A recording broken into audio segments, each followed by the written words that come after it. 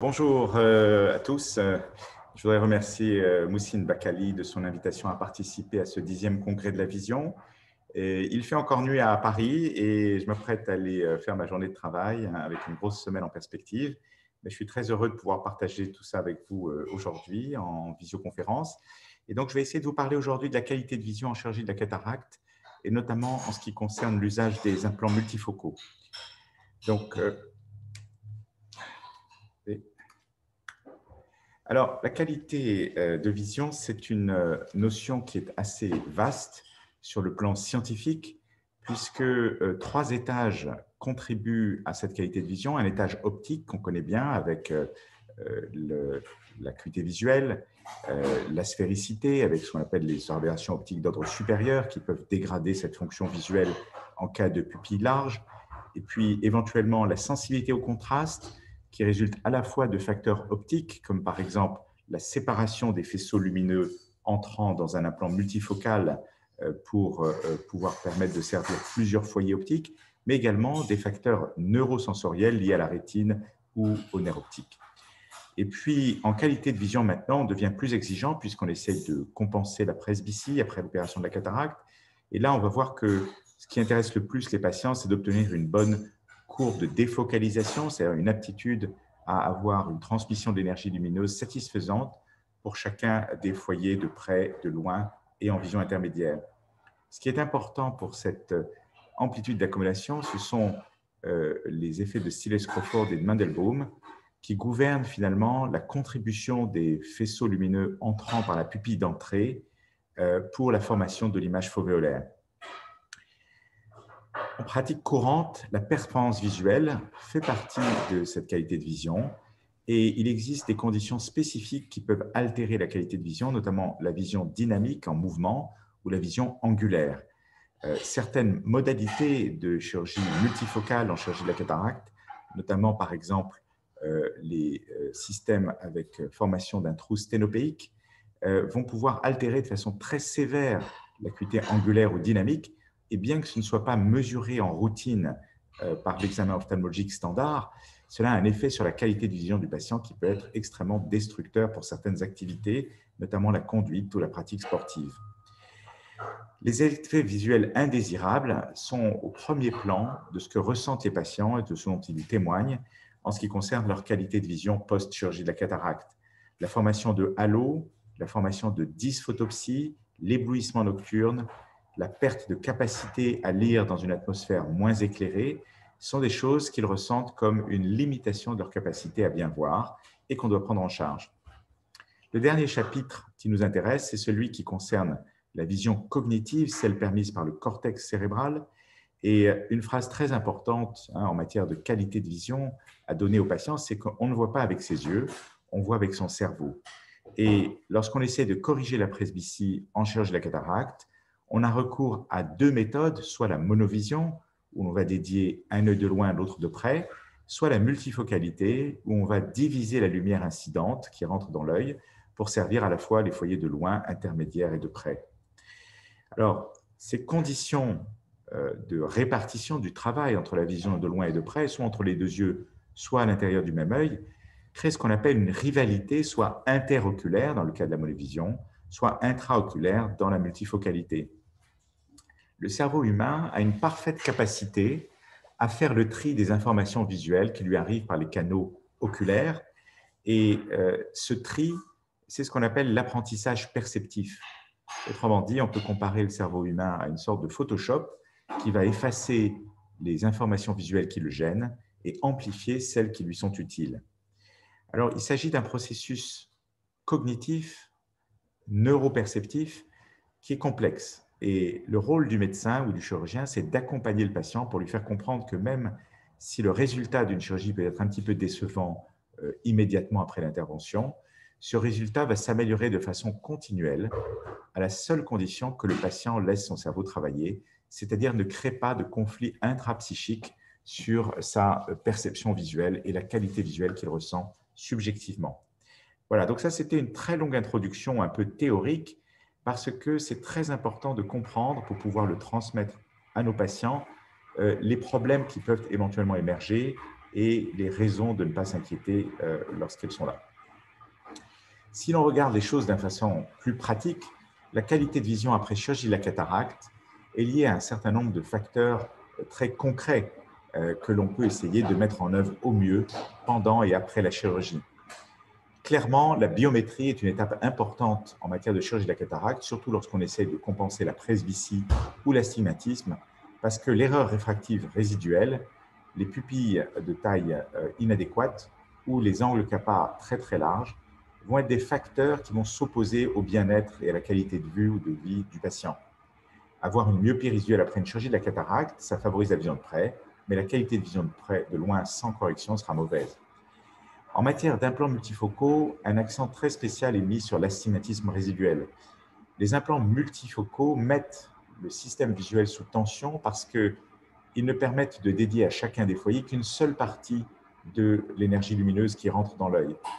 Si l'on a un astigmatisme résiduel, cette partie s'en trouve réduite d'autant et la qualité de vision qui peut être résultante peut être insuffisante. Autrement dit, on perd le bénéfice de la multifocalité si on a un astigmatisme résiduel. C'est très important d'accepter de faire correctement son travail, des incisions relaxantes, des implants toriques, ou alors d'accepter de faire des retouches post-opératoires lorsque cela est possible pour réduire au minimum l'astigmatisme résiduel.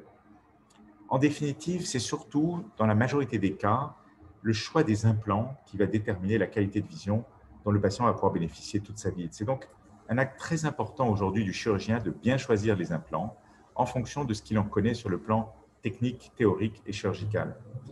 Le premier facteur à prendre en considération, c'est le matériau, puisqu'on a la chance de pouvoir bénéficier de deux matériaux différents sur le marché mondial. En France, le matériau est soit hydrophobe ou soit hydrophile dans à peu près la moitié des cas. Et chaque matériau a ses avantages et ses inconvénients. Le matériau hydrophobe a un index plus élevé. Il va donc entraîner par construction optique plus de dysphotopsie, c'est-à-dire la perception d'un arc de cercle lumineux en post-opératoire qui correspond à une réflexion interne de la lumière qui rentre dans l'œil et se réfléchit après retour sur la rétine sur le bord de l'implant. Les implants hydrophobes vont également générer un aspect un petit peu désagréable de la pupille qui va devenir brillante dans certaines conditions d'illumination à 35 degrés. Et puis, lorsque le matériau est moins stable, ce qui arrive pour un certain nombre de marques, il va se former des vacuoles qui, du fait de l'hydrophobie et de l'index élevé, vont être plus visibles pour l'observateur, mais qui en général n'ont pas beaucoup de conséquences pour l'opérer. À long terme, les implants hydrophobes peuvent favoriser deux réactions biologiques qui les distinguent clairement des implants hydrophiles et qui sont l'une des raisons pour lesquelles je n'aime pas beaucoup, à titre personnel, les implants hydrophobes. C'est la fibrose antérieure de la capsule lorsqu'elle est au contact avec l'implant. Donc, dans un implant hydrophobe, il faut s'efforcer d'avoir un rexis qui fait la taille tout à fait exacte de l'optique, moins 0,25 mm.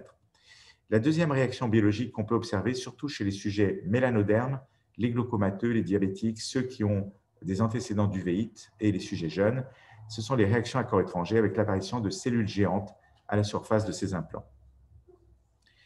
L'autre catégorie, les implants hydrophiles, finalement ne posent pas tous ces problèmes. Ils sont assez faciles, ils se déplient plus facilement dans l'œil lors de la chirurgie, mais on a rapporté quelques effets indésirables et notamment la possibilité d'augmentation du risque d'opacification capsulaire postérieure lorsque ces implants n'ont pas une géométrie à bord carré, on y reviendra. Et puis aussi pour certains implants hydrophiles qui utilisent le même matériau que les autres implants, mais dont la surface a été modifiée pour la rendre hydrophobe, c'est le cas notamment de la marque Oculentis, la possibilité à long terme de calcification de la surface en fonction peut-être de préparation de certains lots. Le deuxième critère en matière de qualité de vision à prendre en compte pour ces implants, c'est leur géométrie.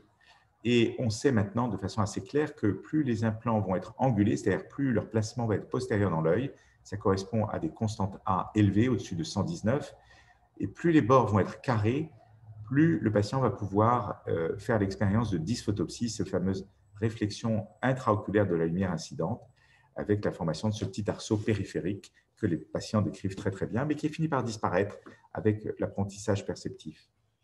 Troisième facteur qui paraît aujourd'hui le plus important à prendre en considération pour le choix d'un implant, c'est le fait qu'on dispose aujourd'hui d'optiques très différentes, avec un tas de brevets dans tous les sens, que souvent les ophtalmologistes ne comprennent pas parfaitement. On n'a pas vraiment de problème avec les implants monofocaux standards. On a déjà souvent un peu plus de mal à comprendre à quoi peuvent servir les implants asphériques, notamment dans le cas des cornées normales dont l'asphéricité est tout à fait standard. En revanche, c'est très important de bien comprendre que cette asphéricité de certains implants peut servir à défocaliser la lumière et permettre notamment d'avoir des défocalisations régionales qui vont compenser l'asphéricité préopératoire de certaines cornées. Donc, c'est le cas de l'implant sur mesure MyLentis que j'utilise très volontiers pour tous les patients qui ont été opérés au préalablement de LASIK pour des myopies supérieures à 6 dioptries avec des zones optiques petites ou moyennes. Ces patients ont en règle générale une asphéricité très importante avec une cornée qui est devenue oblate. Et cette asphéricité crée, lorsqu'elle se cumule avec celle d'un implant standard, une défocalisation anormale avec des aberrations optiques d'ordre supérieur très importantes. Il est très facile de commander un implant sur mesure en envoyant la topographie de la cornée de ces patients pour pouvoir réduire en post-opératoire l'asphéricité induite et résiduelle. Dernier chapitre dans le choix de l'optique de ces implants, ce sont les implants multifocaux. Là encore, on a le choix entre les implants réfractifs asphériques qui sont aujourd'hui essentiellement représentés par la marque Oculentis avec son modèle Lentis qui vient en deux formes. Un modèle plus fort qui est le MF30, le MF30 Plus X, et puis un modèle moins fort qu'on peut utiliser largement chez tous les patients, même ceux qui ont des maculas ou des nerfs optiques pas très vaillants, c'est le modèle Confort ou MF15. Mais la majorité du marché est actuellement dominée par les implants diffractifs dans lesquels les constructeurs se sont affrontés pour générer des conceptions afin d'optimiser la sensibilité au contraste et ce qu'on appelle les fonctions de modulation de transfert. Tout cela permet aux implants diffractifs modernes, contemporains, de mieux gérer la taille de la pupille et la quantité de lumière qui rentre pour chaque foyer en fonction de la taille de la pupille, avec en général une apodisation qui permet une meilleure répartition de la lumière entrante pour la vision de près à pupille étroite et pour la pupille de loin à pupille large. On peut également moduler la distance focale de ces implants en jouant sur le nombre et la taille des marches diffractives, éventuellement en les superposant comme dans les implants trifocaux ou en rajoutant un effet diffractif-réfractif sur chacune des marches, ce qui est le cas de certains implants comme le Medicontour. Le point le plus important à propos de ces schémas diffractifs en ce qui me concerne, c'est de comprendre que l'effet diffractif ne va vraiment être utile que pour les pupilles moyennes ou étroites. Et donc, il n'est pas utile d'étendre la zone diffractive à la périphérie de l'implant, puisque à pupille large, c'est surtout la vision de loin qui va intéresser les patients.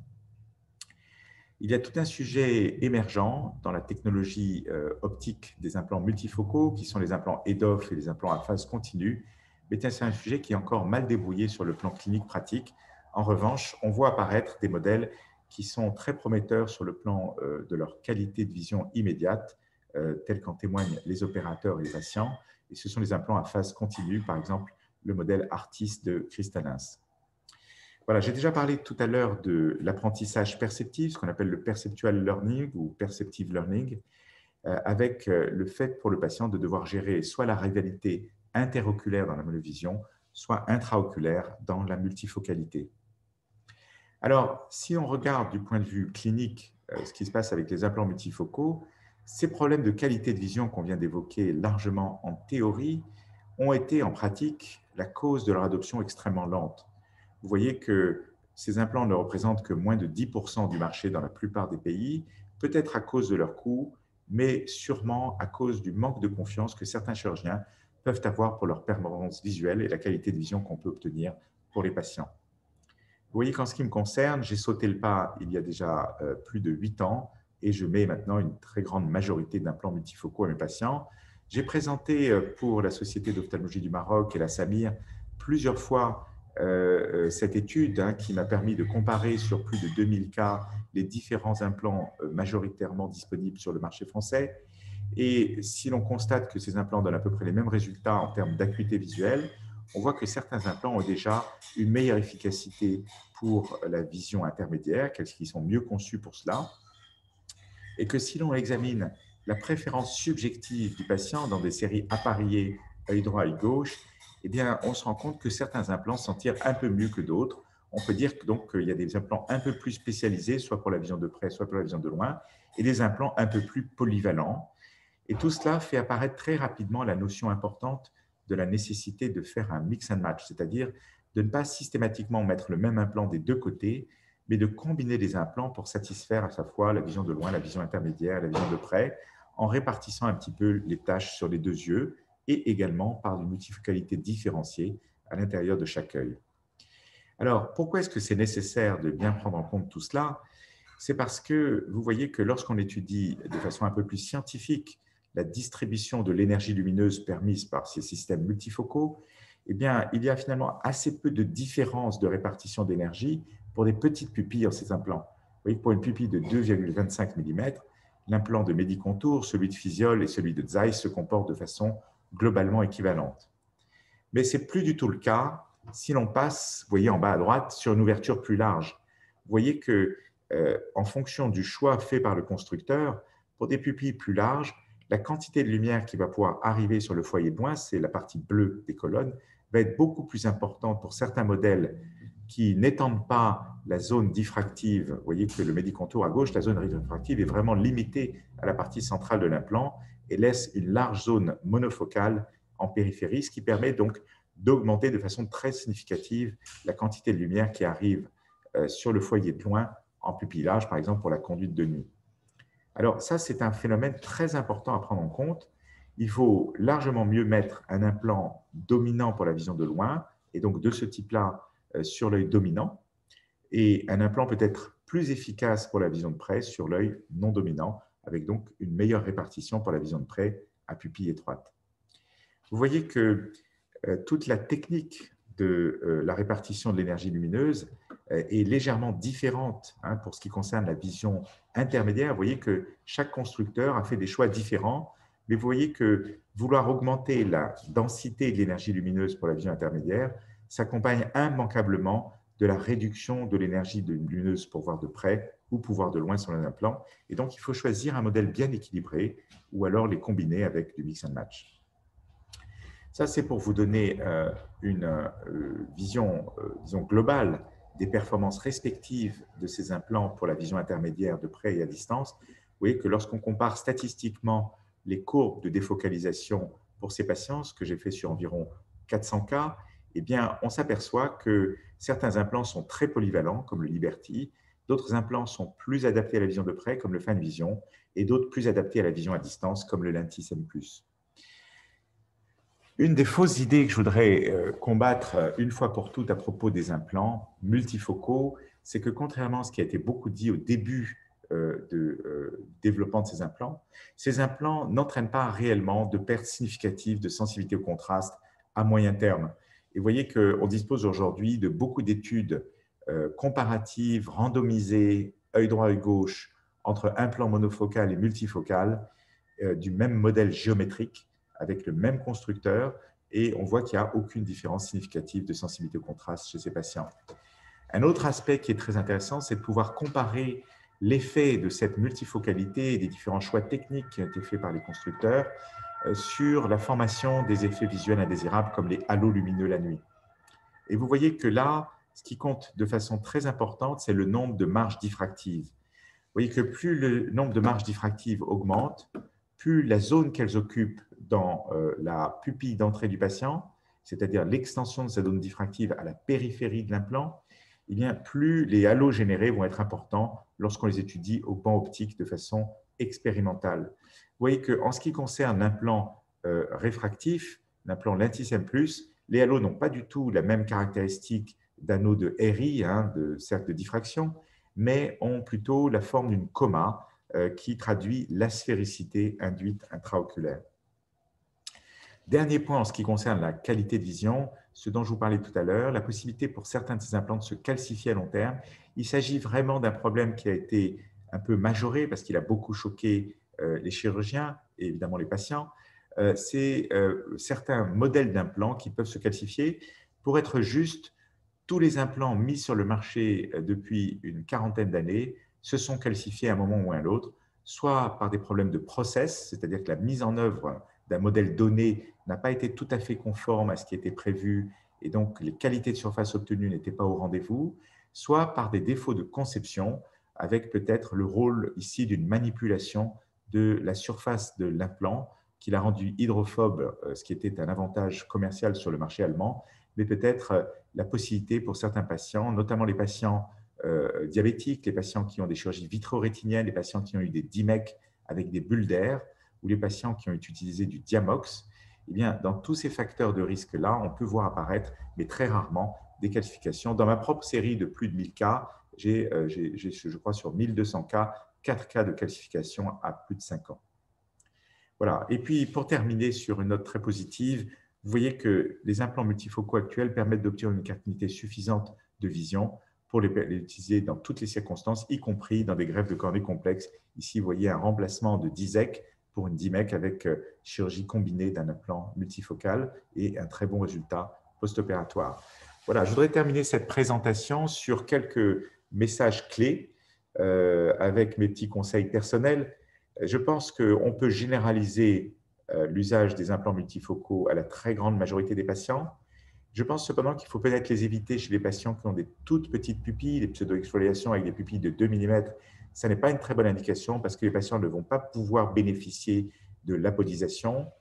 Pour la même raison, les patients qui ont des angles CAPA très larges, supérieurs à 9 degrés, ça on peut l'observer sur la topographie préopératoire, c'est peut-être pas non plus une très bonne opération, un très bon choix parce que même s'ils ne sont pas très sensibles au décentrement, le fait de ne pas voir au centre de ces implants va pénaliser la vision du patient.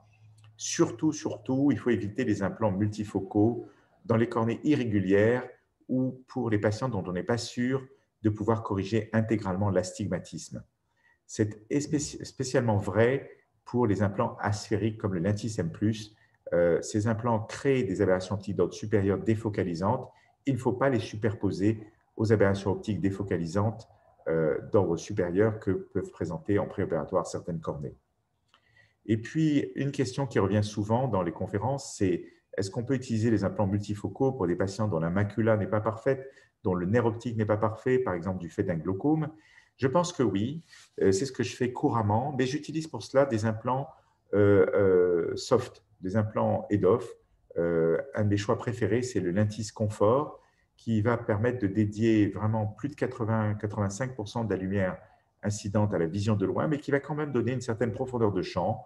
En faisant une mini-bascule avec ces implants, on peut largement rendre service à ces patients de la même façon avec des patients qui ont une fonction rétino-optique normale.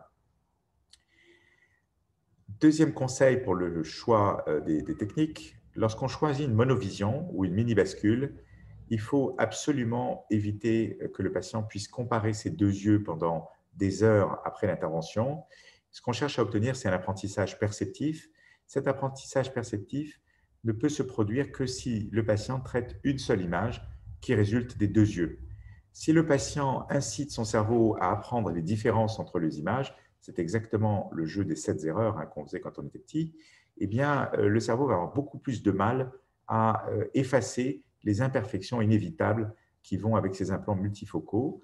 Et donc, on va traîner un patient qui va être insatisfait alors qu'il avait toutes les capacités oculaires de bien voir. C'est simplement que l'étage cognitif n'a pas embrayé sur la vision qu'on lui a proposée. Voilà, dernier point qui est important en matière d'implants multifocaux. La multifocalité, ça met quand même un petit peu de tension sur le système. Autrement dit, ce que je dis aux patients, c'est que ce n'est pas un coup de baguette magique qui vous permet d'avoir 20 ans à nouveau. Et donc, les yeux deviennent plus sensibles à l'irritation chronique, notamment en cas de fatigue visuelle.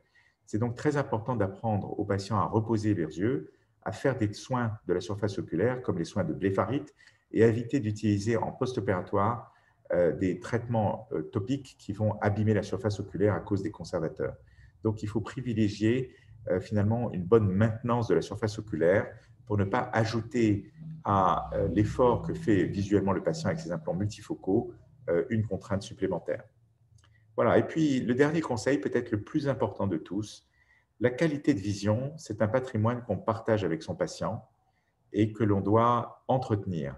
Et donc, le support patient, l'empathie, l'accompagnement, tout ça sont des notions très importantes.